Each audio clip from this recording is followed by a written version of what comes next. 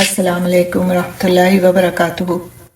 نحمده ونصلي على رسوله الكريم اما بعد فاعوذ بالله من الشیطان الرجیم بسم اللہ الرحمن الرحیم رب اشرح لي صدری ويسر لي امری واحلل عقدۃ من لسانی یفقهوا قولی ربنا زدنا علما۔ آیت نمبر 81 سورہ بقرہ۔ بلا من کسب سیئۃ واحاطت به خطیئته فاولئک اصحاب النار هم فیہا خالدون۔ ہاں، جس نے کوئی برائی کمائی اور اس کے گناہ نے اسے گھیر لیا تو یہی لوگ آگ والے ہیں، وہ اس میں ہمیشہ رہیں گے۔ تو یہود کا جو یہ دعویٰ تھا کہ وہ ہمیشہ آگ میں نہیں رہیں گے اور وہ جو کچھ بھی کر رہے ہیں وہ چونکہ اللہ کے بہت محبوب ہیں لہٰذا ان کو آگ زیادہ دن تک نہیں گھیر سکے گی، زیادہ دن تک وہ جہنم میں نہیں رہیں گے اور نکال لیے جائیں گے۔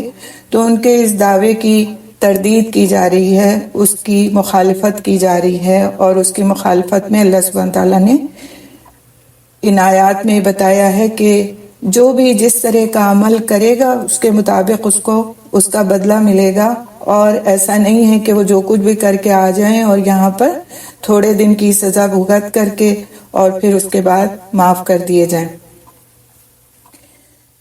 بلا من کسب سیئۃ، تو کسب کہتے ہیں کمائی کرنے کو، اور کسی کام کے نتیجے میں اگر کوئی چیز حاصل ہوتی ہے تو اسے عربی زبان میں کسب کا لفظ اس کے لیے استعمال کیا جاتا ہے۔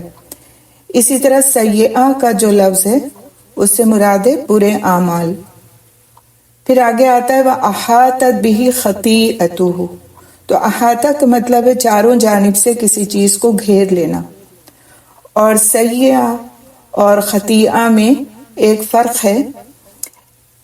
ایک قول یہ ہے کہ ان دونوں کا ایک ہی معنی ہے، اور یہ کہ گناہ ان کے اتنے زیادہ بڑھتے گئے کہ ان گناہوں نے ان کو گھیر لیا، اور دوسرا قول ہے کہ سیئہ کا مطلب ہے کفر، تو خطیئتہ کفر سے کم درجے کا گناہ، اس سے مراد شرک ہے، اور یہ شخص شرک کی حالت میں ہی مر جاتا ہے۔ یعنی وَأَحَاطَتْ بِهِ خَطِیئَتُهُ کا مطلب کیا ہوا کہ اس سے اس کے کبیرہ گناہ مراد ہیں، اور اس گناہ کو اس سے گھیر لینے سے مراد یہ ہے کہ وہ اس پر اڑا رہے اور بغیر توبہ کے مر جائے۔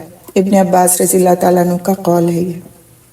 پھر مجاہد فرماتے ہیں کہ یہ وہ گناہ ہیں جو دل کو گھیر لیتے ہیں، جب بھی وہ کوئی گناہ کرتا ہے تو دل پر کچھ نہ کچھ ابھار آ جاتا ہے، یہاں تک کہ وہ گناہ دل کو ڈھانپ لیتے ہیں، اور اس سے مراد دل کا زنگ ہے۔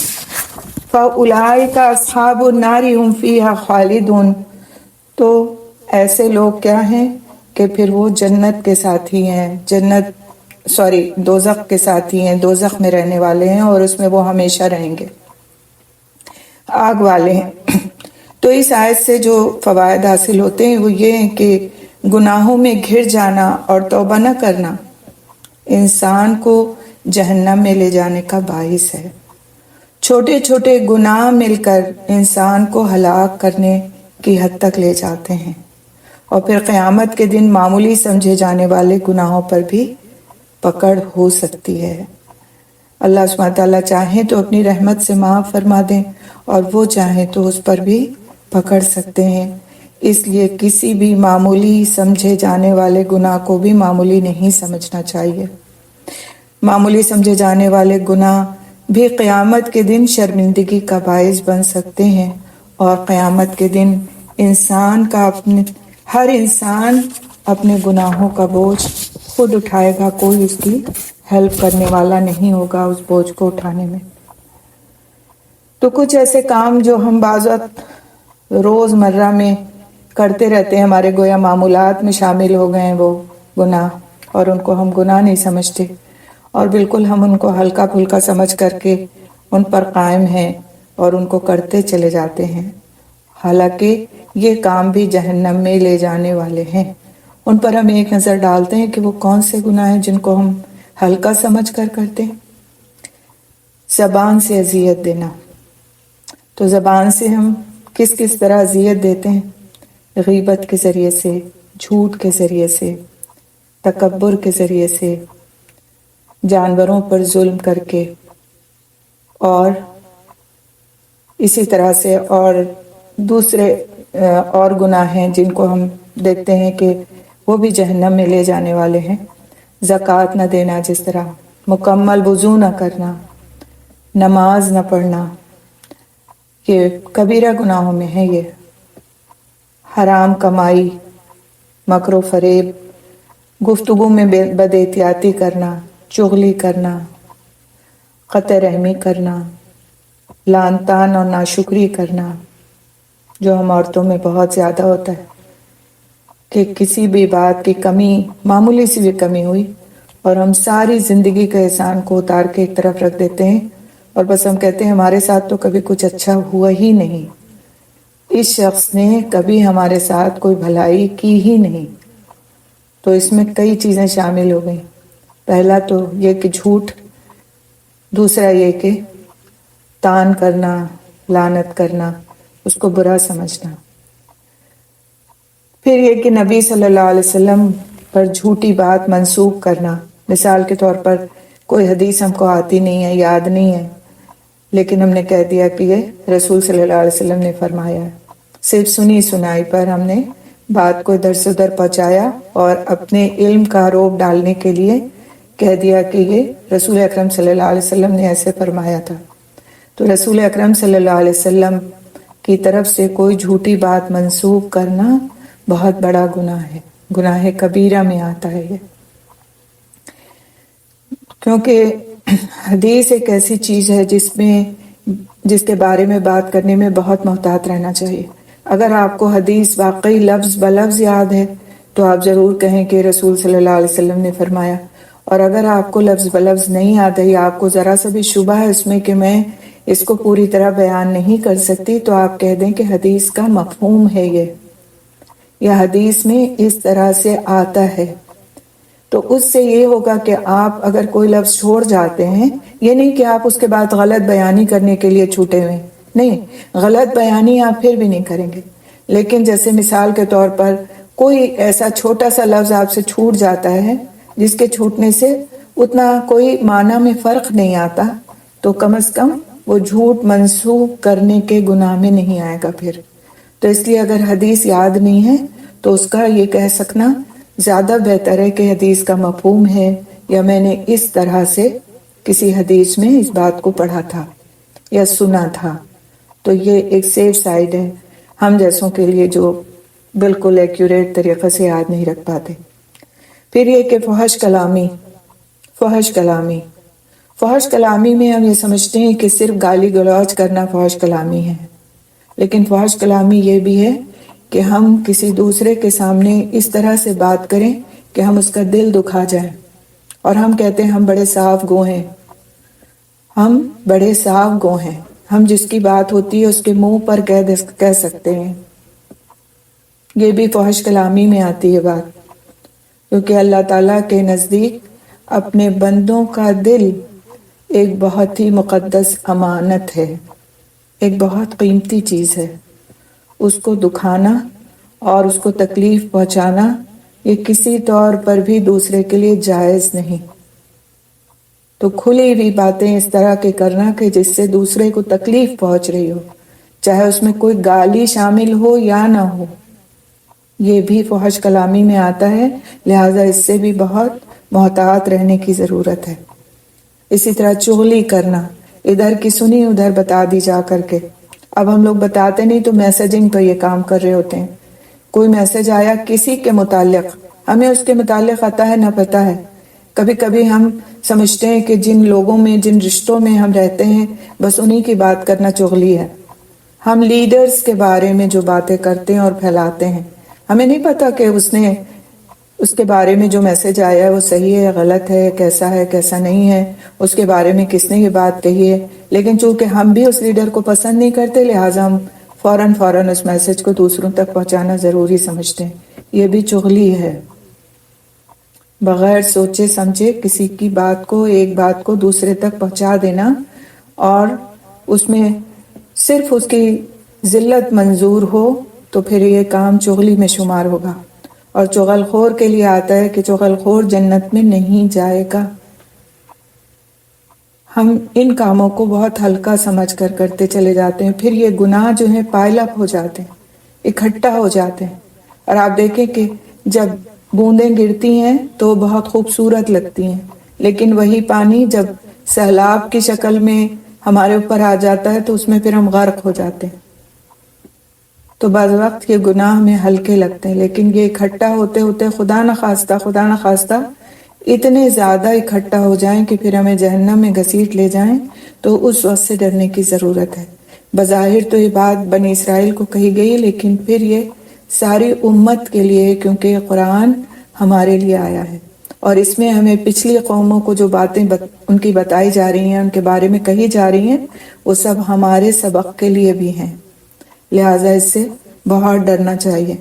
اس کے علاوہ شرک ہے، جادو ہے، یتیم کا مال کھانا، قتل کرنا، سود کھانا، لڑائی کے دن پیٹ پھیر کر بھاگ جانا، پاک دامن ایمان والی بھولی بھالی خواتین پر زنا کی تہمت لگانا، یہ 7 کبیرہ گناہ ہیں، اور مختلف مفسرین نے کبیرہ گناہوں کی الگ الگ بھی اقسام بیان کی ہیں، اور ان 7 کے علاوہ بھی اور گناہ بیان کیے ہیں جو کبیرہ گناہوں میں سے آتے ہیں، جیسے جھوٹ بھی کبیرہ گناہ ہے۔ اسی طرح ہمیشہ جہنم کا مستحق بنانے والے کچھ اعمال ہیں، جس میں شرک، کفر، ارتداد اور نفاق آتا ہے، یعنی شرک کرنے والا، اور اگر وہ شرک کی حالت میں مر گیا تو پھر وہ ہمیشہ کے لیے جہنم کا مستحق ہے۔ اسی طرح کفر کرنے والا کفر پہ مر گیا تو وہ ہمیشہ کے لیے جہنم کا مستحق ہے۔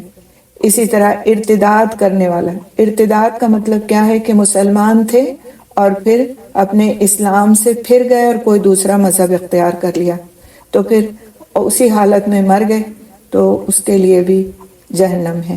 اسی طرح نفاق، اور نفاق کے بارے میں بہت ڈرنا چاہیے، کیونکہ الحمدللہ ہم سب جو اس کلاس میں بیٹھے ہیں سب مسلمان ہیں، کوئی شرک نہیں کرتا، کوئی کفر نہیں کرتا، کوئی مرتد نہیں ہے، لیکن نفاق میں ہم اکثر مبتلا ہو جاتے ہیں، اور جس کے بارے میں ہم نے تفصیل سے اس سے پہلے سورہ بقرہ کے شروع میں بھی پڑھا تھا کہ نفاق کس طرح نیکیوں کو ضائع کر دیتا ہے، اور اللہ سبحانہ تعالیٰ کی نظر میں ایک منافق کی کیا حیثیت ہے کہ وہ جہنم کے سب سے نچلے گڑھے میں ہوگا، یعنی اس کا ظاہر کچھ اور ہے اور اس کا باطن کچھ اور ہے، اور وہ جو کہتا ہے اس کے بالکل خلاف اس کا دل سوچتا ہے اور وہ عمل کرتا ہے۔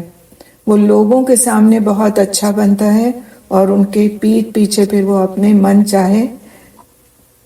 من چاہی سوچوں پر عمل کرتا ہے، اور ریاکاری بھی نفاق میں شامل ہے۔ لہٰذا جب کبھی بھی ریاکاری کا خیال آئے کہ میں لوگوں میں اچھی بن جاؤں، چاہے میں بعد میں کچھ بھی کرتی رہوں، نمازیں میری جب مجھے کوئی نہ دیکھ رہا ہو تو جیسی بھی ہوں، لیکن جب میں لوگوں کے سامنے ہوں تو بہت ہی اچھی نماز پڑھنے والی بنوں، تو اس طرح کی بہت ساری چیزیں آتی ہیں، دکھا کر کے صدقہ دینا کہ لوگ بہت سخی کہیں، اور بہت سارے معاملات، تو ریاکاری بھی نفاق میں شامل ہے، اور یہ سب اعمال کیا ہیں؟ جہنم کا مستحق بنانے والے اعمال ہیں، ہمیشہ کے لیے، یعنی پھر ان کی کوئی معافی نہیں ہے۔ تو اللہ سبحانہ تعالیٰ میں محفوظ رکھے کہ ان اعمال کو کرتے ہوئے ہم خدا نخواستہ اس دنیا سے جائیں۔ ہمیشہ اس بات کے لیے شعوری طور پر فکر کرنا چاہیے کہ کہیں مجھ سے کوئی ایسا گناہ تو سرزد نہیں ہو رہا کہ جس کی پھر کوئی معافی ہی نہیں، یا کبیرہ گناہوں میں سے کوئی گناہ، کیونکہ صغیرہ گناہ بھی گناہ تو ہیں، لیکن اللہ سبحانہ تعالیٰ کا کرم اور اس کی رحمت ہے کہ اس نے بہت سارے ایسے عبادت کے اعمال ہم کو بتا دیے کہ جن کو کرنے کی وجہ سے صغیرہ گناہوں کی معافی ہوتی چلی جاتی ہے۔ جیسے اگر کوئی صغیرہ گناہ کرتا ہے تو ایک نماز سے دوسری نماز کے درمیان ہونے والے گناہ اس اگلی نماز کی وجہ سے اس کی برکت سے مٹا دیے جاتے ہیں، لیکن اس کی وجہ سے صغیرہ گناہوں پر ہمیں دلیر نہیں ہونا چاہیے، کیونکہ ہمیں نہیں پتا کہ اگلی نماز کی نوبت ہماری آنے والی ہے یا نہیں آنے والی، اس سے پہلے ہی کہیں ہم فوت نہ ہو جائیں، یا پھر ہماری نماز اس درجے میں ہوگی کہ جو قبول ہو اور اس کی برکت سے ہمارے گناہ مٹا دیے جائیں، یا پھر ہماری نماز ہی ایسی نہیں ہوگی کہ جو قبول ہو، تو پھر اس کی برکت سے گناہوں کو کیسے مٹایا جائے گا؟ تو بہتر کیا ہے کہ گناہوں سے احتیاط ضروری ہے، پرہیز ضروری ہے، اور اس کے لیے دعائیں بھی کرنا چاہیے. جیسے ایک دعا انشاءاللہ ہم آج پوسٹ کر دیں گے آپ کو، صحیح بخاری کی دعا ہے، اللہم اغسل انی خطایایا بماء الثلج والبرد ونقی قلبی من الخطایا کما نقیت الثوب الابیض من الدنس وباعد بینی وبین خطایایا کما باعدت بین المشرق والمغرب. انشاءاللہ اس کو ہم گروپ پہ پوسٹ کر دیں گے. ترجمہ ہے، اے اللہ مجھ سے میرے گناہوں کو برف اور اولے کے پانی سے دھو دے، اور میرے دل کو خطاؤں سے اس طرح پاک و صاف کر دے جس طرح تو نے سفید کپڑے کو میل سے پاک و صاف کر دیا، اور مجھ میں اور میرے گناہوں میں اتنی دوری کر دے جس طرح تو نے مشرق اور مغرب کے درمیان دوری کی ہے. چاہے جتنا بھی نیک عمل بندہ کرتا رہے، لیکن اس کو ہمیشہ ہمیشہ اللہ سبحانہ تعالیٰ کا ایک خوف لاحق ہونا چاہیے کہ کہیں مجھ سے ایسا نہ ہو جائے، کہیں مجھ سے ویسا نہ ہو جائے. اور پھر اگر کوئی گناہ ہو جاتا ہے تو فوراً معافی مانگے، فوراً توبہ کی طرف پلٹے. فوراً توبہ اگر کر لیتا ہے انسان گناہ کا احساس ہوتے ہی، تو پھر اس گناہ کو لکھا نہیں جاتا، اور وہ گناہ حساب کے کھاتے میں نہیں جاتا. تو ہمیشہ اس بات کا اہتمام کریں. اور اس بات کا اہتمام کون کرے گا؟ جو کانشیس ہوگا اس بات کے لیے کہ اس کا گناہ نہ لکھا جائے، اور کوئی ایسی بات اس کے منہ سے نہ نکلے جو گناہ میں شامل ہو جائے. اللہ تعالیٰ ہم سب کو محفوظ رکھے، اور ایسے اعمال سے بھی محفوظ رکھے کہ جو پھر ہمارے گناہوں کو بڑھانے والے اور ہماری نیکیوں کو مٹا دینے والے ہوں. کیونکہ بسا اوقات کیا ہوتا ہے کہ ہم نیکیوں کے بہت سارے اعمال کرتے ہیں، بہت ساری نیکیاں کرتے ہیں، پھر ہمیں ایک جملہ ایسا بول دیتے ہیں کہ ہماری نیکیاں اس سے ضائع ہو جاتی ہیں. تو اس بات کی بھی دعا کرنا چاہیے کہ اللہ تعالیٰ ہمیں ان گناہوں سے بھی محفوظ رکھے جو نیکیوں کو ضائع کر دیتے ہیں. کی تو ہم نے نیکیاں ہوتی ہیں لیکن وہ ضائع ہو جاتی ہیں. جیسے احسان جتانا نیکیوں کو ضائع کرنے والا عمل ہے. کسی کو کچھ دیا دلایا، کسی کے ساتھ کوئی اچھا معاملہ کیا، کوئی نیکی کی، اور دوسرے وقت اس کو جتا دی. آپ نے ہمارے ساتھ ایسا کیا ہے، ہم نے تو آپ کے ساتھ ایسا کیا تھا، آپ کو یاد نہیں؟ آپ کو ہمارا معاملہ نہیں یاد؟ آج آپ ہمارے خلاف بول رہے ہیں. تو یہ کیا ہے؟ نیکی کر کے جتا دینا، جو اللہ سبحانہ تعالیٰ کو بالکل بھی پسند نہیں. آپ نے احسان کیا تھا، اب اپنے اس احسان کی حفاظت بھی کریں. کوئی بھی انسان نہیں ہو سکتا اس طرح کا کہ اس کو عقل مند کہا جائے اگرچہ وہ اپنی قیمتی چیز کو خود سے ضائع کر رہا ہو. آپ کوئی چیز بہت محنت سے کی کمائی سے بناتے ہیں اپنے لیے، تو ایسا نہیں کرتے کہ پھر اپنے ہاتھوں سے اس کو توڑ پھوڑ دیں. لیکن اپنے اعمال کے معاملے میں ہم کیونکہ کیئرفل نہیں ہوتے، کانشیس نہیں ہوتے، تو یہ کام ہم کرتے چلے جاتے ہیں. احسان کا جتانا ایک بہت عام سی بات ہے. کسی کے ساتھ بھی بعض وقت گھر میں ہی ہم بچوں پہ احسان جتا رہے ہوتے ہیں، تمہارے لیے دن بھر میں مرتی کھپتی ہوں اور تمہارا یہ حال ہے، تم میرا کہنا نہیں سنتے، میری بات نہیں مانتے. بعض وقت ہم شوہر پہ احسان جتا رہے ہوتے ہیں، آپ تو آفس میں ہوتے ہیں، آپ تو کام پہ ہوتے ہیں، اور میرا سارا دن اس طرح گزرتا ہے. اور اس طرح ہم اپنے سارے اعمال کو ضائع کر بیٹھتے ہیں.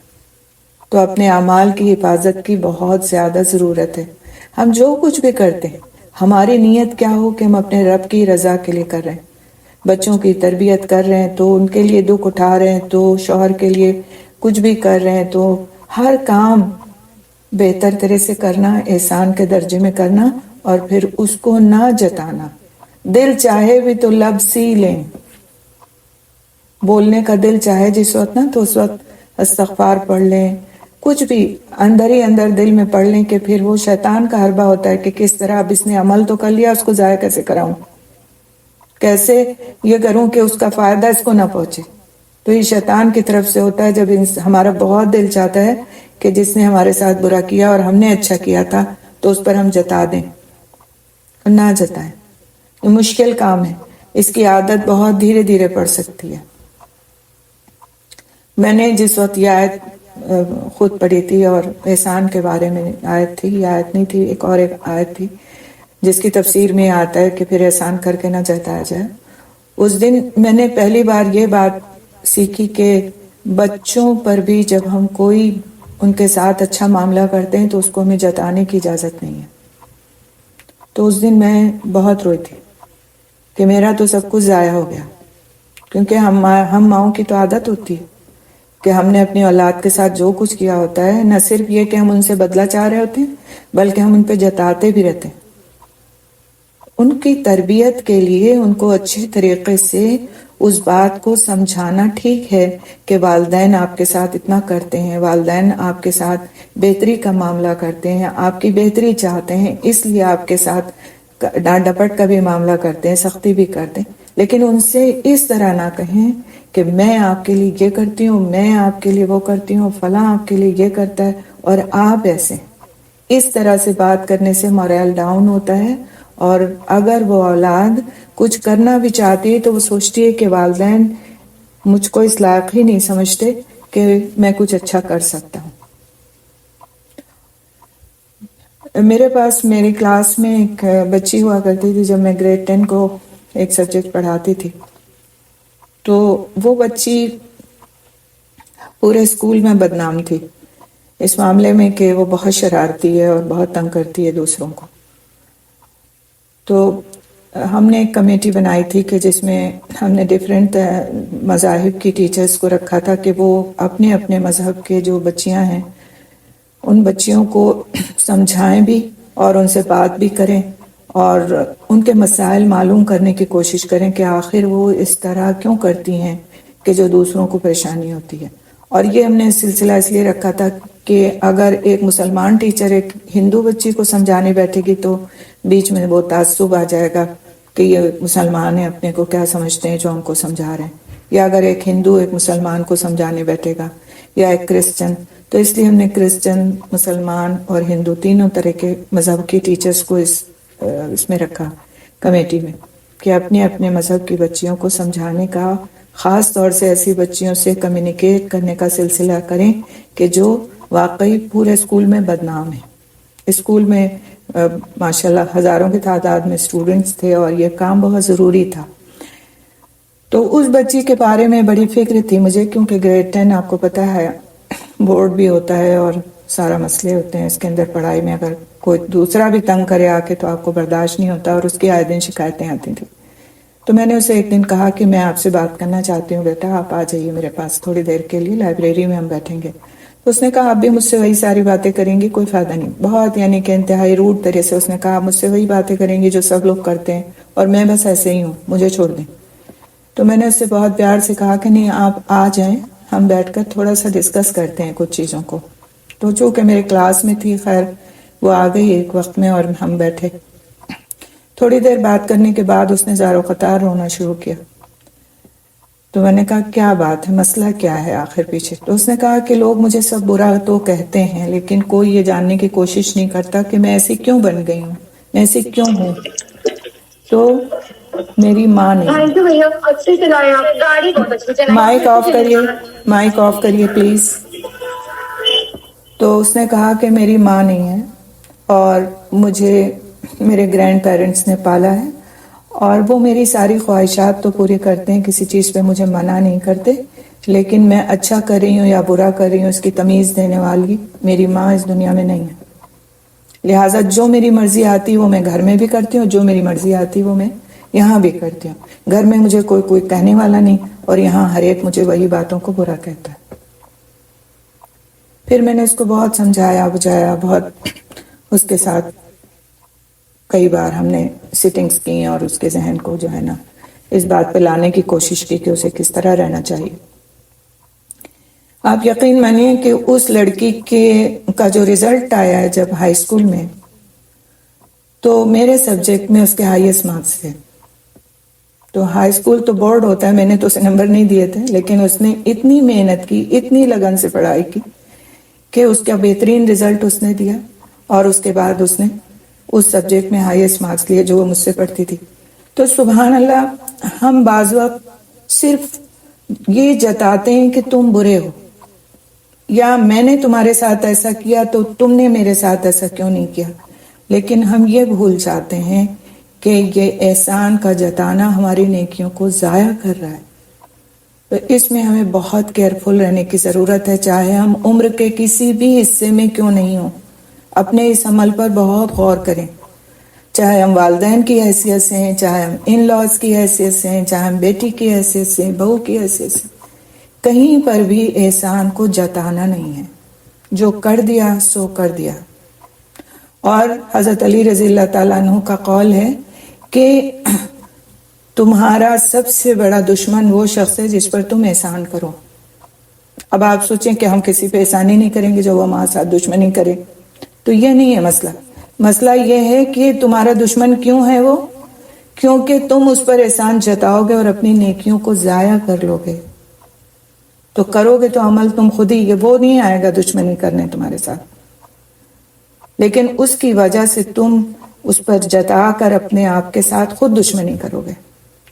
لہٰذا اس بات میں محتاط رہنے کی ضرورت ہے انشاءاللہ تعالی۔ آگے چلتے ہیں، ہم آیت نمبر 82 پر آتے ہیں۔ والذین آمنوا وعملوا الصالحات اولئک اصحاب الجنۃ هم فیہا خالدون، اور جو لوگ ایمان لائے اور انہوں نے نیک کام کیے وہی جنت والے ہیں، وہ اس میں ہمیشہ رہیں گے۔ والذین آمنوا وعملوا الصالحات، تو والذین آمنوا کا مطلب کیا کہ وہ لوگ جو ایمان لائے، وعملوا الصالحات، اور انہوں نے نیک اعمال کیے، یعنی خالی ایمان کا لانا کافی نہیں ہے، اعمال کا صالح ہونا بھی ضروری ہے۔ اور اعمال صالحہ سے کیا مراد ہے کہ عمل قرآن اور سنت کے مطابق ہو، قرآن میں بھی اس چیز کا حکم آیا ہو اور رسول اکرم صلی اللہ علیہ وسلم کی سنت سے ہم نے اس کا طریقہ سیکھا ہو۔ جیسے نماز کا حکم آیا قرآن میں اور پھر اس کا طریقہ سکھایا رسول اکرم صلی اللہ علیہ وسلم نے۔ اب اگر کوئی شخص نماز تو پڑھتا ہے کیونکہ قرآن میں اس کا حکم ہے، لیکن وہ عمل اس کے خلاف کرتا ہے جیسا رسول صلی اللہ علیہ وسلم نے سکھایا، تو پھر اس کی نماز اعمال صالحہ میں نہیں آئے گی اور پھر اس کا ایمان مکمل نہیں ہوگا۔ تو اس بات کی فکر کرنا کہ اعمال صالح ہمارے کب ہو سکتے ہیں، نیک عمل کے زمرے میں کب آ سکتے ہیں، جب وہ سنت کے مطابق ہوں۔ تو سنت کے مطابق ہر عمل کو کرنے کی فکر کرنا ہے۔ ہم لوگ یہ سوچتے ہیں کہ مسواک کر لینا سنت ہے، اور اسی طرح سے اور مختلف دعاؤں کے بارے میں بھی ہمارا یہ خیال ہے کہ یہ سنت ہے۔ ٹھیک ہے، وہ ساری سنتیں بھی اپنانا ہمارے لیے ضروری ہے، ان ساری سنتوں پر توجہ کرنا بھی ضروری ہے، لیکن جو سنتیں ہمیں عبادات کے تعلق سے بتائی گئی ہیں، ان عبادتوں کو ان سنتوں کے ساتھ کرنا بہت اہم بات ہے، کیونکہ اس عبادت کو عمل صالح میں شمار ہی نہیں کیا جا سکتا جو سنت کے مطابق نہیں ہے۔ نمازیں ہم اپنی مرضی سے پڑھیں، اپنی مرضی سے اس میں صورتوں کا تعین کر لیں کہ ہم اتنی بار اس میں 11 بار تو یہ پڑھیں گے اور 12 بار اس میں وہ تسبیح پڑھیں گے اور 14 بار اس میں یہ پڑھیں گے، اور اس میں ہم اتنی رکعتیں اور فلاں وقت میں ہم یہ نوافل ہمارے لیے ادا کرنا ضروری ہیں، فلاں رات میں 100 رکعتیں پڑھنا ضروری ہیں، اور فلاں رات آئے گی تو اس میں ہمیں 40 رکعتوں کے لیے کہا گیا ہے، اور اس میں ہر رکعت میں ہم کو اتنی بار سورہ اخلاص پڑھنا ہے۔ سنت سے ثابت اگر ہے ضرور کریں، سنت سے ثابت نہیں ہے تو نہیں کریں۔ اور سنت سے ثابت ہمارے لیے کیا ہے؟ رات کا قیام ہے، تہجد کی نماز ہے، اور اس میں زیادہ قرات کرنا، یہ سنت سے ثابت ہے۔ لیکن کہیں سنت سے ثابت نہیں کہ آپ صلی اللہ علیہ وسلم نے رات بھر میں 100 رکعتیں پڑھی یا رات بھر میں 40 رکعتیں پڑھی۔ ٹھیک ہے، تو یہ ایک طویل موضوع ہے، لیکن ہم نے نماز کے بارے میں جب ورکشاپ کی تھی اس میں بھی اس کو کور کیا تھا کہ سنت کے مطابق نمازوں کا ہونا کیا ہوتا ہے، اور نماز کی سنتیں کیا کیا ہیں، اور سنتوں کو ہلکا سمجھ کر کے چھوڑ دینا ہمارے لیے کتنا مہلک ہے، کتنا ہلاک کرنے والا ہے۔ تو ان باتوں کا خیال رکھنا، نہ صرف نماز میں، روزوں میں بھی، زکوٰۃ دیتے وقت بھی، کہ ہم سنت کے مطابق ان لوگوں تک زکوٰۃ کو پہنچائیں جو واقعی زکوٰۃ کے حقدار ہیں، صرف نکال کے زکوٰۃ کو ایک اندازہ کر کے نکالیں اور بس فارغ ہو جائیں، یہ مناسب عمل نہیں ہے۔ باقاعدہ حساب کتاب کر کے کہ ہمارے پاس کیا ہے اور ہمیں زکوٰۃ کی 2.5% جو دینا ہے تو ہمیں کن کن چیزوں پر دینا ہے۔ ہم نے فلاں سے سنا تھا کہ جو زیور آپ پہن لیتے ہیں بس اس پہ زکوٰۃ نہیں، کیونکہ وہ آپ نے استعمال کر لیا تھا۔ کیوں آپ نے ایسا کیوں نہیں سنا کہ آپ کے پاس جو کچھ رکھا ہوا ہے سال بھر آپ اس کے مالک بنے رہے ہیں، اس پر 2.5% زکوٰۃ ہے؟ تو ہوتا کیا ہے کہ ہم اپنے حساب کے فتوے کو قبول کر لیتے ہیں، سنتے ہیں تو ان کو قبول کر لیتے ہیں، پڑھنے کی بھی ضرورت محسوس نہیں کرتے اور ان کی تہ تک جانے کی کوشش نہیں کرتے۔ جبکہ آپ دیکھیں کہ جس مال کی زکوٰۃ نہیں دی جاتی وہ مال ہر حال میں ضائع ہو جاتا ہے، ہر حال میں۔ آپ کہیں گے نہیں بہت سارے لوگ زکوٰۃ نہیں دیتے اور بہت مالدار ہیں، بالکل آپ کی بات صحیح ہے کہ بہت مالدار ہیں، لیکن ان کا یہ مال جب قیامت کے دن طوق بنا کر ان کے گلوں میں ڈالا جائے گا اور سانپ بنا کر ان کے سامنے رکھ دیا جائے گا جو ان کو ڈسے گا، تو پھر یہ مال کا بہت ہونا کیا کافی ہے؟ یہ اچھی بات ہے؟ ایسے سے تو بہتر ہے کہ انسان پاس ایک پیسہ نہ ہو۔ تو زکوٰۃ بہت اہم چیز ہے، لیکن بہت سے لوگوں کو کہتے سنا کہ اگر ان سے کہو کہ زکوٰۃ دیجئے تو کہتے ہیں کہ ہم سال بھر صدقہ دیتے رہتے ہیں۔ یہ سال بھر صدقہ دینا، ہر وہ پیسہ جس میں آپ نے زکوٰۃ کی نیت نہیں کی ہے آپ کی زکوٰۃ میں شمار نہیں ہوگا۔ صدقہ دینا صدقہ ہے، زکوٰۃ کی مد الگ ہے۔ وہ سال بھر اگر کوئی چیز آپ کے پاس رہتی ہے پیسے کی شکل میں، سونے کی شکل میں، چاندی کی شکل میں، تو آپ اس پر، اور دوسری بھی چیزیں ہیں اس میں شامل، اس وقت زکوٰۃ کا موضوع نہیں ہے لہٰذا میں اسے بہت طویل اس میں نہیں جاؤں گی، لیکن یہ کہ اس کی آپ سال بھر اس کے مالک رہے ہیں تو آپ کو زکوٰۃ دینا، اور صدقہ آپ کی چوائس پر ہے، آپ دیں یا نہ دیں، نہ دینے پر بھی آپ گناہگار نہیں ہوں گے کیونکہ یہ ایک نفل عبادت ہے۔ لیکن زکوٰۃ جو ہے فرض عبادت ہے، زکوٰۃ کو چھوڑ کر کے انسان سارے سال بھی صدقہ کرتا رہے تو زکوٰۃ ادا نہیں ہوگی۔ پلیز مائک آف کر لیجیے،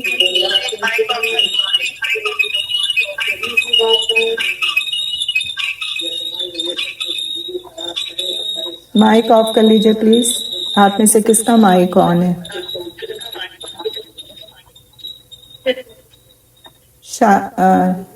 شازفہ، مائک آف کیجیے۔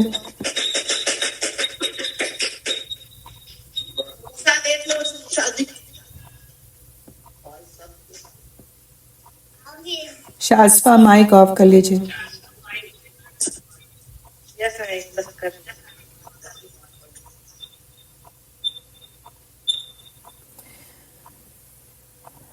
تو یہ چیزیں اعمال صالحہ کب بنتے ہیں؟ یہ نیک اعمال جب ہم ان کو سنت کے مطابق کرتے ہیں، اور اگر ہم اپنی مرضیاں اس میں کرتے ہیں، جو دل چاہتا وہ کرتے ہیں اور ہم سمجھتے ہیں ہم نیک عمل تو کر رہے ہیں، تو وہ نیک عمل اللہ کی نظر میں نہیں ہوتا جب تک وہ سنت کے مطابق نہیں ہوتا۔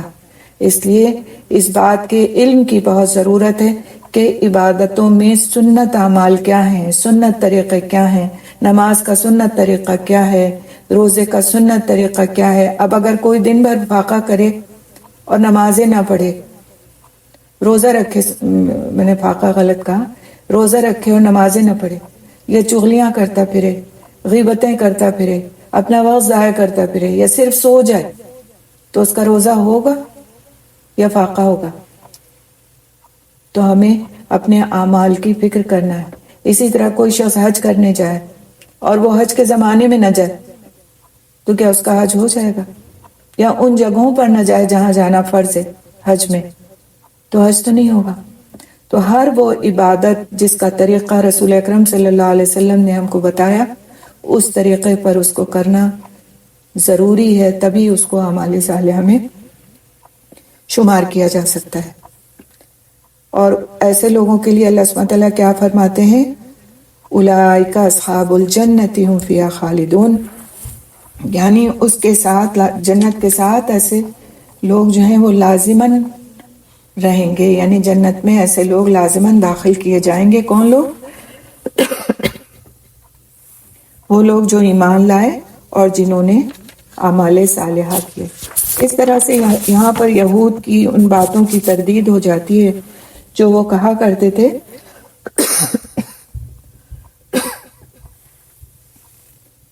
کہ ہم جنت میں جائیں گے اور ہم اللہ کے محبوب بندے ہیں۔ تو اللہ سبحانہ تعالیٰ نے ان 2 آیتوں میں ان کی اس بات کی تردید کر دی۔ تو اب ہم دیکھتے ہیں کہ اس آیت سے ہمیں کیا فائدہ حاصل ہوتا ہے۔ جب ہم ان 2 آیتوں کو پڑھتے ہیں تو ہمارے ذہن میں کیا کیا باتیں کلیئر ہونی چاہیے۔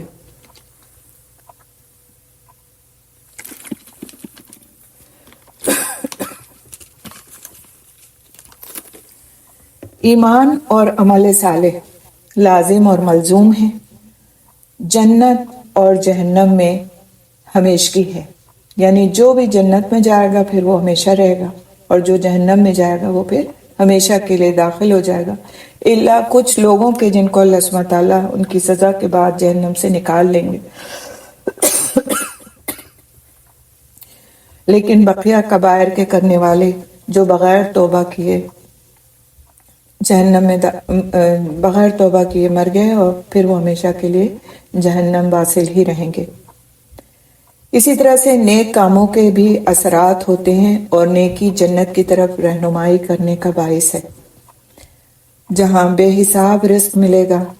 اور نیکی سے اس دنیا میں ہمیں کیا حاصل ہوتا ہے، وہ ہے عمر اور رزق میں برکت، جس کی تمنا ہر شخص کو ہوتی ہے۔ تو نیکی کرنا ایسا نہیں ہے کہ صرف آخرت میں فائدہ دے گا، بلکہ نیکی کرنا اس دنیا میں بھی عمر میں برکت اور رزق میں برکت کا باعث ہوتا ہے۔ ایک بار میں نے ایک جگہ پڑھا تھا مفہوم حدیث کا کہ با ادب جو ہوتا ہے، جو ادب کرنے والا ہوتا ہے، اس کی عمر میں برکت ہوتی ہے۔ تو میں سوچ رہی تھی کہ ادب اور عمر کا کیا تعلق ہے کہ اس کی عمر میں برکت ہوتی ہے۔ پھر میں نے سوچتے سوچتے ایک نقطہ میری ذہن میں یہ آیا جو میں آپ کے ساتھ شیئر کروں گی، کہ جب ہم کسی کے ساتھ مؤدب ہوتے ہیں، ادب کے ساتھ معاملہ کرتے ہیں، تو وہ شخص ہمیں دعا دیتا ہے۔ اور آپ دیکھیں کہ زیادہ تر دعائیں کس بات پہ مشتمل ہوتی ہیں کہ اللہ تعالیٰ تمہیں دراز عمر عطا کرے، تمہاری عمر میں برکت دے۔ اس طرح کی دعائیں ہمارے بڑے جو ہیں وہ ہمیں دیتے ہیں، جن کے ساتھ ہم ادب کا معاملہ کرتے ہیں۔ تو اگر ہم چاہتے ہیں کہ ہم نیکی یہ بھی نیکی ہے کہ کسی کے ساتھ ادب کا معاملہ کیا جائے، اپنے بڑوں کے ساتھ ادب کا معاملہ کیا جائے۔ ابھی جو اگلی آیت ہے جس کو میں آج نہیں کروں گی، انشاءاللہ ہم لمبی آیت ہے وہ، اور اس میں کافی ساری احکامات ہیں جن کو بہت تفصیل سے پڑھنا بہت ضروری ہے۔ تو اس تفصیل کا کیونکہ وقت نہیں ہے تو ہم انہی 2 آیتوں پر اکتفا کریں گے۔ اس آیت میں بھی اس بات کی تلقین کی گئی ہے کہ جب ہم بڑوں کے ساتھ معاملہ کرتے ہیں، اب خاص طور سے اپنے والدین کے ساتھ، تو ہمیں کس درجے میں مؤدب ہونا چاہیے۔ آج کا دور وہ ہے کہ والدین کا بھی نام لینے میں کوئی حرج نہیں سمجھا جاتا، یا پھر استادوں کا نام لینا تو بالکل ایک ایسی بات بن گئی ہے کہ جو بہت عام ہوتی چلی جا رہی ہے، خاص طور سے ہمارے یہاں ویسٹ میں۔ تو اگر کوئی کسی ٹیچر کو سر یا میم کہہ کر کے بلائے تو بہت حیرت سے دیکھتا ہے کہ مطلب یہ صحیح ہے اپنی جگہ پر، تو بچے نام ہی لے رہے ہوتے ہیں، ٹیچرز کے نام لے رہے ہوتے ہیں، اور ہمیں بہت عجیب لگتا ہے۔ تو یہ نام کا نہ لینا اور احتراماً کسی نام کا لینا، یہ بہت ہی ادب کی بات ہے، اور یہ ادب ہمارے گھروں میں بچپن سے سکھایا جاتا ہے الحمدللہ۔ اور آپ دیکھیں تو اس ادب میں، اس نیکی میں کتنی خیر ہے کہ اللہ سبحانہ تعالیٰ نے ادب کرنے والے کے لیے، نیکی کرنے والے کے لیے عمر اور رزق، جس کی ہر شخص کو تمنا ہوتی ہے کہ اس کا رزق بڑھا دیا جائے اور اس کی عمر میں اضافہ کر دیا جائے۔ چاہے انسان 100 سال کا بھی ہو جائے، لیکن اس کی ایک تمنا ہوتی ہے کہ اس کی عمر ابھی اور بڑھ جائے۔ تو یہ عمر کی بڑھوتری یا عمر میں جس کو کہتے ہیں برکت، وہ نیکی کرنے کے نتیجے میں اس دنیا میں انسان کو ملتی ہے۔ دوسری چیز جو رزق کی برکت ہے، ہم سمجھتے ہیں رزق کی برکت صرف یہ ہے کہ ہمارے پاس بہت سا مال ہو، یا پھر ہمارے گھر میں کھانے پینے کی بہت فراوانی ہو، یہی ہمارے رزق میں برکت ہے۔ تو رزق صرف کھانے پینے یا مال میں اضافے کا نام نہیں ہے، رزق میں ہر وہ چیز شامل ہے جو ہمارے دل کو سکون دیتی ہے اور ہمارے لیے بہتری کا باعث ہوتی ہے۔ جیسے مثال کے طور پر اگر کوئی شخص پلیز آپ مائک آف کر لیجئے، بہت زیادہ ڈسٹربنس ہوتی ہے. نجمہ اگر آپ لوگ مائک آف کر کے نہیں سن پا رہے ہیں تو پلیز آپ لوگ ریکارڈنگ سن لیا کیجئے اور پھر کلاس میں تشریف نہ لایا کیجئے. I am very sorry to say, کیونکہ ایک کی وجہ سے پوری کلاس ڈسٹرب ہوتی ہے. اگر آپ کے پاس کچھ ایسا مسئلہ ہے کہ آپ نہیں سن سکتے تو آپ مائک بند کر مت جوائن کیجئے کلاس، اور جب آپ کو ریکارڈنگ پوسٹ کی جائے تب اس پر سن لیجئے. ابھی بھی مائک کھلا ہوا ہے. جب تک سب کے مائکس نہیں آف ہوں گے میں کلاس آگے نہیں پڑھاؤں گی. ساری میم میں نے نہیں کیا تھا، بچہ کر دیا تھا آگے. آپ ذمہ دار ہیں.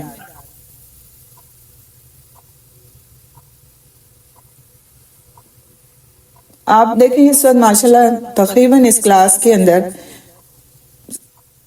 آلموسٹ 200 تقریباً لوگ ہیں، اور آپ کی وجہ سے اگر ڈسٹرب ہو رہے ہیں تو پھر آپ کے لیے کتنا برا ہے یہ.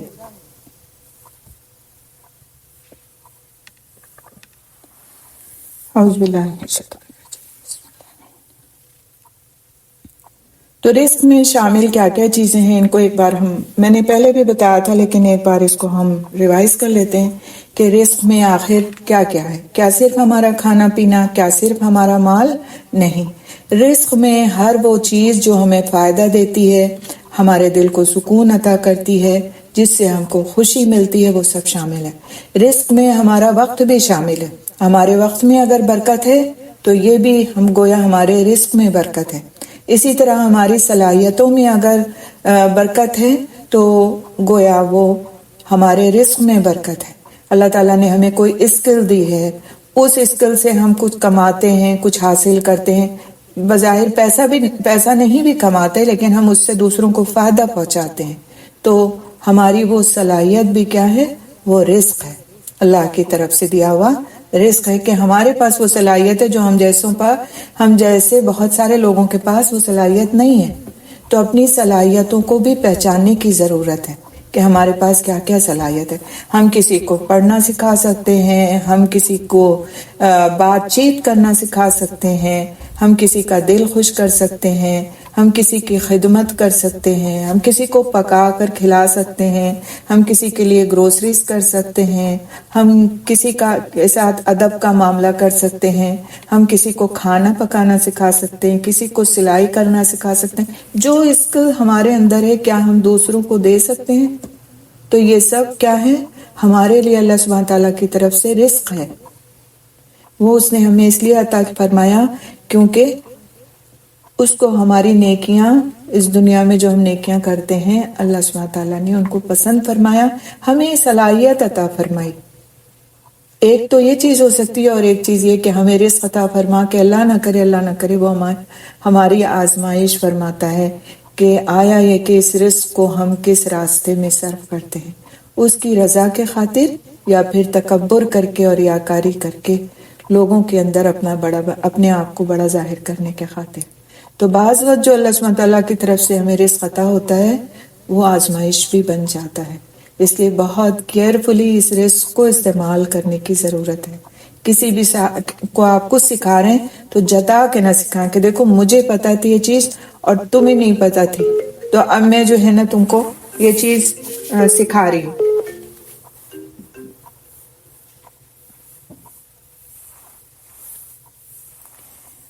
زوم پہ بتائیے گا آپ لوگوں کو آواز آ رہی ہے صحیح؟ پلیز کوئی بتا دے زوم والا. جی الحمدللہ. جی وہ اصل میں بیچ میں ایک کال آ گئی تو میں نے اسے کٹ کیا تو مجھے شبہ ہوا کہ کہیں ایسا نہ اس ڈیوائس پہ میں ڈسکنیکٹ ہو گئی ہوں. الحمدللہ آج کی کلاس میں کافی ساری چیزیں آ گئی ہیں. اللہ تعالیٰ مجھے معاف کرے، میرے ہی کسی کوئی کوتاہی کی وجہ سے ایسا ہوا لگتا ہے مجھے. تو نیکی سے عمر اور رزق میں برکت ہوتی ہے. انشاءاللہ تعالیٰ ایک چیز اور ہم دیکھیں گے جو اسی آیت کے تعلق سے ہے، وہ یہ کہ جنت میں لے جانے والے اعمال کون کون سے ہیں. جیسے ابھی ہم نے اس سے پہلے کیا دیکھا تھا کہ کبائر کیا ہیں اور صغیرہ گناہ کیا ہیں جو ہمیں دوزخ کی طرف لے جاتے ہیں. کیونکہ آپ نے دیکھا کہ آج 2 آیتیں تھیں اور ایک آیت میں یہ تھی کہ جو کچھ انہوں نے کمائی کی، اگر انہوں نے برا کمایا ہے، بری باتوں کی طرف کے ساتھ وہ دنیا میں رہیں تو وہ دوزخ کی طرف جانے والے ہیں اور اس میں ہمیشہ رہیں گے. اور اگر انہوں نے نیک اعمال کیے تو نیک اعمال ان کو کس طرح جنت میں لے جائیں گے، اور ان نیک اعمال میں کیا کیا چیزیں شامل ہیں ان کو ہم ایک نظر دیکھ لیتے ہیں انشاءاللہ. ویسے تو سبھی کو پتہ ہیں یہ چیزیں، لیکن ایک وقت میں ایک جگہ پر بات ریوائز ہو جاتی ہے تو پھر اس کی اہمیت الگ ہوتی ہے. سب سے پہلے تو کیا چیز کہ معاف کرنا، جس کو ہم بہت ہلکے درجے کی چیز سمجھتے ہیں، معاف کرنا. پھر یہ کہ صدقہ کرنا، کھانا کھلانا. یہ روزمرہ کے وہ اعمال ہیں جو عبادات کے علاوہ ہیں. عبادتیں تو ہیں ہی ثواب کا باعث، نماز پڑھنا، روزہ رکھنا، حج کرنا، زکوٰۃ دینا، یہ سب تو بہترین اگر سنت کے مطابق کیے جائیں تو اعمال صالحہ ہیں. لیکن ان کے علاوہ جو ہم روزمرہ ہماری زندگی ہے اس میں ہم کیا کیا کر کے نیکی کما سکتے ہیں اور جنت میں جانے کے مستحق اللہ کی رحمت سے بن سکتے ہیں. تو اس میں صدقہ کرنا، سب سے پہلے معاف کرنا، صدقہ کرنا، کھانا کھلانا. کھانا کھلانا ہم یہی سمجھتے ہیں صرف کہ اگر ہم نے کسی غریب کو، فقیر کو کھانا کھلایا تو وہی کھانا کھلانا ہے. ایسا نہیں ہے. غریب کو، فقیر کو، مسکین کو کھلانا یہ صدقہ ہے اور اس کا اپنی جگہ ثواب ہے. لیکن ہم اگر کسی کو بھی کھلاتے ہیں، اپنے دوست کو، اپنے ساتھی کو، اپنے جیسے کو، اپنے جیسے پیسے والے کو، یا کسی مالدار کو، یا کسی کو بھی، اپنے کسی گھر والے کو اس کے لیے کھانا پکاتے ہیں، اس کو سرو کرتے ہیں، یہ بھی کھانا کھلانا ہے. ہم کیا، ہمارے دل کے اندر ایک تکلیف سی ہوتی ہے جب سارے بیٹھے ہوتے ہیں ٹیبل پہ اور ہم کھانا سرو کر رہے ہوتے ہیں تو ہمیں لگتا ہے ہم بہت بیچارے ہیں، ہمارے حصے میں یہ کام آیا تھا. لیکن یہ سرو کرنا بھی کھانا کھلانے میں شمار ہے. کھانا کھلانے کی فیسلٹی آپ اس کو پہنچا رہے ہیں، کسی دوسرے کو آپ اطمینان اور سکون کے وہ لمحات دے رہے ہیں کہ آپ اسے سرو کر رہے ہیں.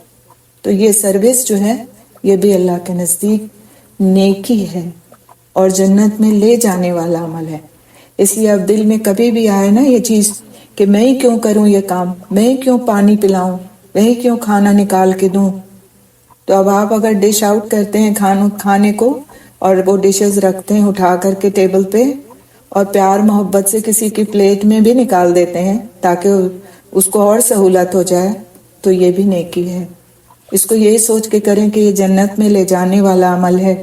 چھوٹی چھوٹی چیزیں ہیں، آپ دیکھیں روزمرہ کی چھوٹی چھوٹی چیزیں، لیکن جس طرح سے گناہ مل کر پہاڑ بن جاتے ہیں اسی طرح سے نیکیاں بھی جب اکٹھا ہو جائیں گی تو انشاءاللہ ہمارے لیے مشعل راہ بن جائیں گی اور ہمیں جنت کی طرف لے جائیں گی. تو ان چھوٹے چھوٹے کاموں کو اپنی روزمرہ کی زندگی میں داخل کریں. کیوں اللہ سبحانہ تعالیٰ نے ان چھوٹے چھوٹے کاموں کو نیکی کہا ہے؟ آپ صلی اللہ علیہ وسلم نے ان باتوں کو نیکی فرمایا ہے تاکہ روزمرہ کے لوگوں کے آپس کے تعلقات اچھے ہوں. آپ دیکھیں کسی کے لیے آپ نیکی سمجھ کر اگر کھانا ٹیبل پر رکھتے ہیں اور نیکی سمجھ کر اس کی پلیٹ میں نکال دیتے ہیں تو اس سے کیا آپس میں محبت نہیں بڑھے گی؟ آپس کے تعلقات اچھے نہیں ہوں گے؟ اس کے دل میں خیال نہیں آئے گا دوسرے کے کہ اس کو میرا کتنا خیال ہے. تو یہ اعمال جو ہمیں بتائے گئے کرنے کے لیے اور نیکی والے اعمال کہے گئے اور جس کو ہم نیکی سمجھتے نہیں، بوجھ سمجھتے ہیں اور پھر کرتے نہیں، تو اس غلط کانسیپٹ کو اپنے دل سے نکالنے کی کوشش کریں. نیکی صرف عبادتوں کا نام نہیں ہے، وہ عبادتیں تو نیکی ہیں ہی، لیکن یہ کام بھی نیکی میں شمار ہوتے ہیں. ہمارے دین عبادات اور معاملات 2 چیزوں پر مشتمل ہے. تو آپ دیکھیں کہ معاف کرنا بہت بڑی نیکی ہے. اب رمضان آ رہے ہیں اور رمضان سے پہلے آپ کو ایک کام جو کرنا ہے وہ یہ کرنا ہے کہ سب کو معاف کر دینا. جس نے آپ کے لیے جو کچھ کیا آپ کو اسے معاف کرنا ہے. اپنے لیے طے کر کے اٹھیں اس کلاس سے کہ مجھے جو ہے نا کسی کے لیے اپنے دل کے اندر گرج رکھ کے رمضان نہیں شروع کرنا. رمضان سے پہلے میں سب کو معاف کرتی ہوں. رمضان سے پہلے کیوں؟ آج ہی کی تاریخ میں سب کو معاف کرتی ہوں. جن سے بول چال بند ہے ان کو سلام دعا کریں، ان کی خیریت پوچھیں. یہ چھوڑ کر کے دل سے نکال کے کہ وہ مجھے جواب نہیں دیں گے، بالکل نکال دیں دل سے. آپ اپنا حصہ ڈالیں، اپنا کام پورا کریں، باقی دوسرے کا معاملہ اس کے اللہ کے سپرد ہے اور اس کا معاملہ وہ جانے، لیکن آپ کو اپنا حصہ پورا کرنا ہے.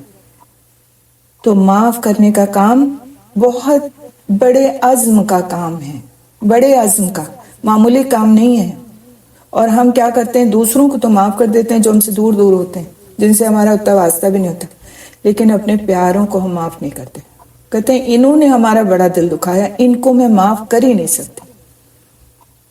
تو معاف کرنا یہ نہیں ہم سے کہا گیا کہ دور دراز کے لوگ ہیں تو ان کو معاف کر دو اور گھر والوں کو کبھی معاف مت کرنا، یہ نہیں. کیونکہ گھر والوں سے تو زیادہ سابقہ پڑتا ہے، انہی کو معاف کرنا ہمیں زیادہ مشکل لگتا ہے. لیکن اپنے دل میں وسعت پیدا کر کے صرف اللہ کی خاطر اگر ہم چاہتے ہیں ہمارا رب ہمیں معاف کر دے تو ہمیں دوسروں کو معاف کر دینا چاہیے، ہمیں دوسروں کو معاف کر دینا چاہیے. کیا دوسروں کی غلطیاں ہمارے گناہوں سے بڑی ہیں؟ کیا دوسروں کی صرف غلطیاں معمولی سے اس سے بڑی ہیں جو ہم غیبتیں، چغلیاں اور الٹے سیدھے باتیں کر کے گناہ اکٹھا کرتے رہتے ہیں اپنی زندگی میں؟ تو وہ رب جب ہمیں توبہ کرنے سے معاف کرنے کا وعدہ فرماتا ہے تو ہم ہیں کیا چیز جو ہم اپنے آپ کو کہتے ہیں کہ میں معاف نہیں کر سکتی. یہ میں اللہ سبحانہ تعالیٰ کو بالکل پسند نہیں ہے. ہر ایک کو معاف کرنے کا اپنے دل میں تہیہ کر لیں، چاہے اس نے آپ کی کتنی بڑی حق تلفی کیوں نہ کی ہو. کوئی حق تلفی کرتا ہے اور آپ معاف کر دیتے ہیں تو یہ بڑی بات ہے نا، یہ بڑے عزم کے کاموں میں سے ہے. اور خالی اگر آپ کہتے ہیں کہ میں فلاں کو معاف نہیں کرتی تو پھر یا آپ کی الگ اور ایک گناہ کا بندوبست ہو جائے گا. صدقہ کرنا، جیسا ابھی میں نے عرض کیا، صدقہ کرنا، صدقہ یہی نہیں ہے کہ بہت سارے مال میں سے صدقہ کیا جائے. جب جنگ تبوک کے موقع پر صحابہ کرام رضی اللہ تعالیٰ عنہ مجمعین نے اپنے گھروں کا پورا سامان لا کر کے دے دیا تھا. حضرت ابو بکر رضی اللہ تعالیٰ عنہ اپنے گھر کا پورا سامان لے آئے تھے، عمر رضی اللہ تعالیٰ عنہ آدھا سامان لے آئے تھے، اور اسی طرح سے ڈھیروں سامان اکٹھا ہو گیا تھا. اور صبح ہوتے وقت ایک شخص ایک مٹھی بھر کھجور لے کر آیا تھا، تو آپ صلی اللہ علیہ وسلم نے اس کھجور کو اس پورے ڈھیر کے اوپر رکھ دیا تھا اور اس کی بہت تعریف فرمائی تھی. اور یہ وہ شخص تھا جس نے رات بھر کسی کے کنویں سے پانی نکالا تھا اور اس کے عوض میں اس کو ایک مٹھی کھجور ملی تھی اور وہ ساری کی ساری لے کر آ گیا تھا اور اس نے لا کر صدقہ دے دیا تھا. تو صدقہ کسی بھی معمولی سی چیز کا بھی اگر ہم دیتے ہیں تو کوئی اللہ کی نظر میں اگر ہم اخلاص کے ساتھ دیتے ہیں تو اللہ کی نظر میں اس کی بہت بڑی اہمیت ہے. اور اگر ہم بہت کچھ دیتے ہیں اور ریاکاری ہماری چاہت ہوتی ہے اور ریاکاری کے ساتھ ہم کرتے ہیں وہ کام، تو پھر اللہ کی نظر میں اس کی کوئی اہمیت نہیں ہوتی. تو معاف کرنا، صدقہ کرنا، کھانا کھلانا. اسی طرح اچھی گفتگو، کسی سے بات کریں تو اچھی طرح سے کریں. یہ اس طرح سے نہ کریں کہ دوسرے کو اپنی ذلت محسوس ہو. لہجہ سخت نہ ہو، لہجہ نرم ہو. اسی طرح سے الفاظ اچھے ہوں، الفاظ میں کسی کی ہتک نہ ہو کہ ہم کسی سے تو کار کر کے بات کریں یا اس طرح بات کریں کہ اس کو لگے کہ ہم بہت چھوٹے اور ذلیل ہیں. آپ دیکھیں بعض وقت میں نے دیکھا کہ ہم اپنے گھر کے کام کرنے والوں سے بہت بری طرح سے بات کرتے ہیں. خاص طور سے میں لکھنؤ جب جاتی ہوں اور میں دیکھتی ہوں لوگوں کو گھروں میں کہ وہ کام کرنے والیوں سے کس طرح سے بات کر رہے ہوتے ہیں، تو میرے دل کو اندر سے اتنی تکلیف ہوتی ہے کہ انہیں نہیں پتا کہ ان کی کتنی بڑی اہمیت ہے. ان کے گھروں میں آج کام کرنے والے میسر ہیں تو ان کو ان کی قدر نہیں، ان کی ویلیو نہیں. ہم سے کوئی پوچھے جو ہم یہاں بیٹھ کر کے لوگوں کی نظر میں تو ہم بڑے آرام اور آسائش سے رہتے ہیں اور وہ ہم پہ رش کرتے ہیں کہ ہم US اور کینیڈا میں رہ رہے ہیں، لیکن یہاں ہم اول سے لے کر آخر تک اپنا ہر کام کرنے کے ذمہ دار ہیں. الحمدللہ ثم الحمدللہ، اللہ تعالیٰ نے ہمت دی ہے، طاقت قوت دی ہے تو ہم کرتے ہیں. لیکن ان نوکروں کی قدر کریں جو ہماری خدمتیں کر رہے ہیں. ہر چیز کے لیے ہمیں نوکر میسر ہے وہاں پر، اور ہم 4 پیسے ان کو دے کر کے سمجھتے ہیں ہم نے ان کی زندگی خرید لی. ہم اسے جس طرح چاہے، جس لہجے میں چاہے، جتنی تذلیل کے ساتھ چاہے بات کرتے ہیں، اور ان کو کبھی ہمیں توفیق نہیں ہوتی کہ انہیں اپنے ساتھ بٹھا کے تو ہم کھانا کھلا لیں یا کبھی ان کو ایک گلاس پانی پلا دیں۔ نہیں، وہ تو نوکر ہیں ہمارے نا، ان کے ساتھ ہم کیسے کر سکتے ہیں ایسا؟ تو آپ یہ سوچ لیں کہ وہ بھی اللہ کے بندے ہیں، اللہ کے بندے ہیں، اور ہمیں نہیں پتا کہ ہمارا درجہ کیا ہوگا وہاں اور ان کا درجہ کیا ہوگا، کیونکہ فقراء اور مساکین مالداروں کے مقابلے میں کئی سو سال پہلے جنت میں داخل کر دیے جائیں گے، اس لیے کہ ان کے پاس تو حساب کتاب دینے کے لیے کچھ ہے ہی نہیں نا، اور ہمارے پاس کیا کیا نہیں ہے۔ تو پھر ان باتوں پر بہت سوچ سمجھ کر کے زندگی گزارنے کی ضرورت ہے کہ ہماری گفتگو کیسی ہے، ہم بات چیت کا انداز کیسا ہے۔ اپنے بات چیت کے انداز پہ غور کریں کہ کیا میں سخت بولتی ہوں، کیا میرا لہجہ نرم ہوتا ہے، کیا میں دوسروں کا دل دکھاتی ہوں بولتے وقت، کیا میں دوسروں کو ذلت آمیز لہجے میں مخاطب کرتی ہوں، یا پھر یہ کہ دوسرے کا دل خوش ہو جاتا ہے مجھ سے بات کر کے۔ پھر ایک سچائی، سچی بات کہنا، اپنی باتوں میں سچا ہونا۔ لوگ سچائی کو بہت غلط معنی پہناتے ہیں۔ آپ دیکھیں بہت سے لوگ کہتے ہیں میں فلاں کے منہ پہ یہ بات کہہ سکتی ہوں، ابھی جیسے میں نے پہلے بھی عرض کیا، تو منہ پہ بات کہنا اس طرح سے کہ آپ کہیں گے وہ سچی بات تھی جو میں نے اس کے منہ پہ کہی، بالکل ٹھیک ہے آپ سچے ہیں، لیکن سچی بات کو بھی، اس سچائی کو بھی طریقے اور سلیقے سے نہ کہہ کے اس طرح کہنا کہ گویا آپ نے اس کے منہ پر مار دی کوئی بات، یہ غلط طریقہ ہے۔ تو سچائی کو بیان کرنے کا بھی سلیقہ ہونا چاہیے، اور یہ سلیقہ سیکھنے کی ضرورت ہے۔ پھر یہ کہ جنت میں لے جانے والے اعمال میں سے اللہ کا تقوی آتا ہے، یعنی اللہ کا خوف، جس پر ہم الحمدللہ جب سے کلاس شروع ہوئی ہے مختلف اوقات میں بات کرتے رہے کہ اللہ کا تقوی کیا ہے، کہ اللہ کے ساتھ خوف بھی رکھا جائے اور اس سے اچھی امید بھی رکھی جائے، اور ہر بات میں اس کے احکامات کی تعمیل کرنے کی کوشش کی جائے۔ پھر جنت میں لے جانے والے اعمال میں سے ایک عمل یہ بھی ہے کہ اپنے غصے پر کنٹرول رکھا جائے۔ غصہ نہ کرنا بھی جنت میں لے جانے والے اعمال میں سے، چاہے جتنا بھی غصہ آ رہا ہو، لیکن اس کو ہمارے عمل میں جھلکنا نہیں چاہیے، جھلکنا نہیں چاہیے کہ ہم غصے میں ہیں اور بس اس وقت ہمارا بس نہیں چل رہا کہ ہم جو کچھ بھی نہیں کر سکتے تھے وہ بھی کر جائیں۔ تو غصے میں انسان بعض وقت ہاتھ پیر چلاتا ہے، بعض وقت زبان چلاتا ہے، اور بعض وقت اس طرح کی باتیں کر جاتا ہے کہ اس کے اعمال ضائع ہو جاتے ہیں۔ تو غصے پر کنٹرول کرنا بھی جنت میں لے جانے والے اعمال میں سے ہے۔ وہ شخص جو قدرت رکھتے ہوئے، حق پہ ہوتے ہوئے اپنی بات کو ضبط کر لیتا ہے، اپنے آپ پر کنٹرول کر لیتا ہے، اس کو خوشخبری دی گئی ہے جنت کے درمیان میں ایک محل کی، جنت کے درمیان میں ایک محل کی۔ اور آپ دیکھیں کہ ہر چیز کا جو درمیان ہوتا ہے وہ خوبصورت ترین ہوتا ہے، تو کون نہیں چاہتا وہ محل؟ تو پھر غصے پر کنٹرول کرنا ہوگا۔ اسی طرح کلمہ توحید پر خاتمہ بھی جنت میں لے جانے والے اعمال میں سے ایک عمل ہے، اور کلمہ توحید پر خاتمہ کب ہوگا انسان کا؟ جب وہ دنیا میں، اس زندگی میں اس کلمے پر قائم رہے گا، اس کا پڑھنے والا ہوگا، اس پر عمل کرنے والا ہوگا، اس کی فکر کرنے والا ہوگا، تب انشاءاللہ باذن اللہ اللہ سبحانہ تعالیٰ اس کے لیے ضرور انتظام فرما دیں گے کہ اس کا خاتمہ کلمہ توحید پر ہو، کلمہ پڑھتے ہوئے ہو۔ پھر یہ کہ راستے سے تکلیف دہ چیز کا ہٹا دینا، راستے سے تکلیف دہ چیز کا ہٹا دینا، کوئی بھی ایسی چیز کہ جس سے آپ کو لگے کہ کسی کے پیر میں لگ جائے گی، کوئی پھسل جائے گا، کوئی گر جائے گا، تو اس چیز کو راستے سے ہٹا دیا جائے۔ اور یہ بہت ہی اللہ سبحانہ تعالیٰ کے نزدیک ایک پسندیدہ عمل ہے، اور اسے جنت میں لے جانے والے اعمال میں سے کہا گیا۔ اسی طرح مریض کی عیادت کرنا، یعنی کوئی بھی بیمار ہے تو جا کے اس کی مزاج پرسی کرنا، چاہے وہ آپ کے گھر میں بیمار ہو، کہیں جا کر کے کرنا تو بہت زیادہ ثواب کا عمل ہے کہ 70,000 فرشتے اس شخص کے لیے دعا کرتے ہیں جو شخص کسی بیمار کی مزاج پرسی کے لیے جاتا ہے، جب تک وہ اپنے گھر واپس نہ آ جائے۔ اور فرشتے جب دعا کرتے ہیں تو کیا کرتے ہیں؟ اللہم اغفر لہ ورحمہ، یعنی اللہ تعالیٰ اس کی مغفرت فرما دے اور اس پر رحم فرما دے۔ آپ سوچیں کہ جس شخص کے لیے 70,000 فرشتے یہ دعا کریں کہ اللہ اس کی مغفرت فرما دے اور اس پر رحم فرمائے، کہ اللہ سبحانہ تعالیٰ ان کی دعاؤں کو رد فرما دیں گے۔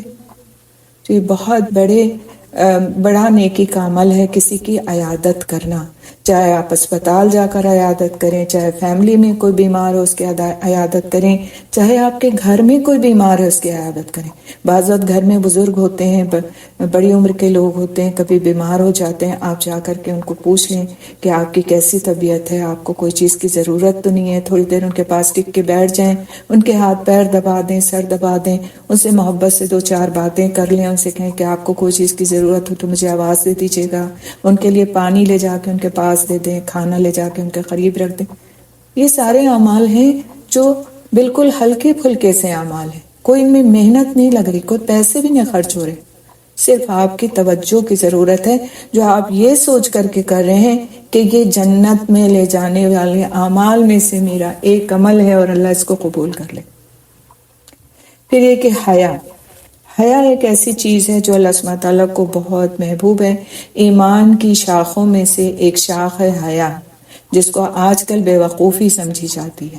اگر کوئی حیا والا ہو تو اس کو بیوقوف گردانا چاہتا ہے، اس کو اسمارٹ نہیں سمجھا جاتا، اس کو ایسا سمجھا جاتا ہے جو کہ اس دور کے ساتھ چلنے کے لائق نہیں ہے۔ اور بے حیائی کو آج کل مختلف نام دیے گئے ہیں، اس کو اسمارٹنس کہا جاتا ہے، اس کو ایسے شخص کو جینیس کہا جاتا ہے، ایسے شخص کو زمانے کے ساتھ چلنے والا کہا جاتا ہے، لیکن اللہ کی نظر میں وہ بے حیائی بالکل اس لائق نہیں کہ اس کو کوئی اہمیت دی جائے، بلکہ اس کی بڑی مذمت ہے۔ تو جو حیا کے ساتھ رہتا ہے اور حیا کے ساتھ اپنے لباس میں، اپنے رہن سہن میں، اپنی بات چیت میں، اپنی آواز میں، ہر چیز میں حیا کا خیال کرتا ہے، تو اللہ سبحانہ تعالیٰ کے نزدیک اس کا یہ عمل ایسا ہے کہ وہ جنت میں لے جانے والے اعمال میں شامل ہے۔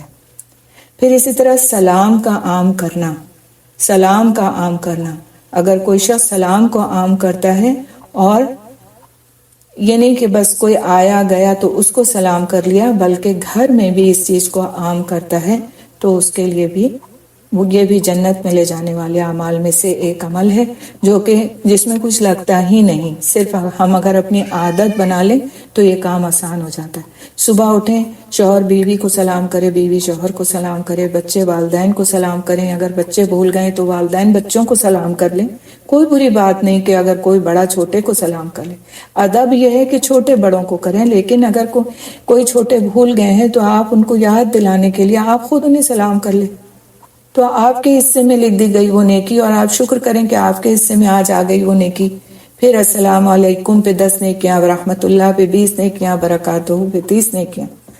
تو اس کو عام کرنے کی ضرورت ہے۔ رسول اکرم صلی اللہ علیہ وسلم کے صحابہ کرام رضی اللہ تعالیٰ عنہم اجمعین، اگر کبھی کوئی پیڑ بیچ میں آ جاتا تھا، آڑ ہو جاتی تھی، اور اس آڑ سے وہ نکلتے تھے، تو آگے جا کے وہ پھر جیسے ہی ایک دوسرے کو دیکھتے تھے فوراً سلام کرتے تھے۔ کیوں؟ ان کو تو پتا تھا کہ یہ جنت میں لے جانے والا عمل ہے۔ تو سلام کو عام کرنا، کسی بھی مسلمان کو دیکھیں تو اس کو سلام کریں، چاہے اس سے آپ کی جان پہچان ہو نہ ہو، راستے میں ملے تو بھی اس کو سلام کریں۔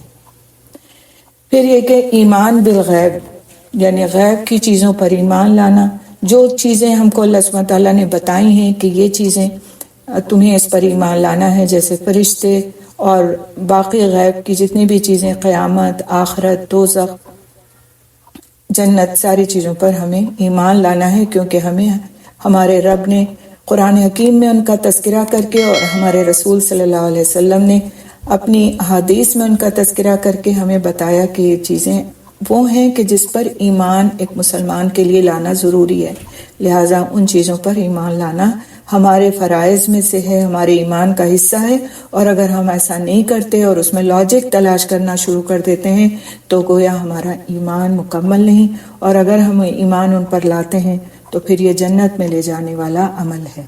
اسی طرح صلہ رحمی کرنا، یعنی آپس میں اپنے رشتہ داروں کے ساتھ اچھا معاملہ کرنا، غیروں کے ساتھ اچھا معاملہ کرنا، ان کی ضرورتوں کا خیال رکھنا، ان سے پوچھتے رہنا کہ ان کو کسی چیز کی ضرورت تو نہیں. ضروری نہیں ہوتا کہ ہم کوئی سامان کے ذریعے سے ان کی مدد کریں، کوئی مال کے ذریعے سے ان کی مدد کریں. اگر ہمارے پاس اتنا ہے تو ضرور کریں، لیکن اگر اتنا نہیں کر سکتے تو کم از کم ان کا دل خوش کرنے کا بندوبست کریں، ان کی خدمت کر کے ان کو کسی بھی طرح سے راحت پہنچائیں. تو یہ صلہ رحمی میں آتا ہے. اور صلہ رحمی پہ الحمدللہ ابھی ہم نے آپ کے گروپ پر بھی ایک لیکچر پوسٹ کیا تھا چھوٹا سا، تو اس کو بھی آپ نے سنا ہوگا. اس میں کافی تفصیل تھی، اس لیے میں اس وقت تفصیل میں نہیں جاؤں گی. ایک بہت لمبا ٹاپک ہے، انشاءاللہ تعالیٰ آگے بھی ابھی آئے گا آگے کی آیات میں، تو اس وقت ہم اسے ڈسکس کریں گے. اس وقت ہمارا تھوڑا سا اوپر ہو گیا اور کچھ تھوڑی آگے کے پروگرام کے تعلق سے بھی بات کرنی ہے، لہٰذا یہیں پر ہم رکتے ہیں. انشاءاللہ تعالیٰ اللہ سے دعا ہے کہ اللہ تعالیٰ ہمیں جنت والے اعمال کرنے والا بنائے اور ہمیں دوزخ والے اعمال کرنے سے اپنی پناہ میں کر لے.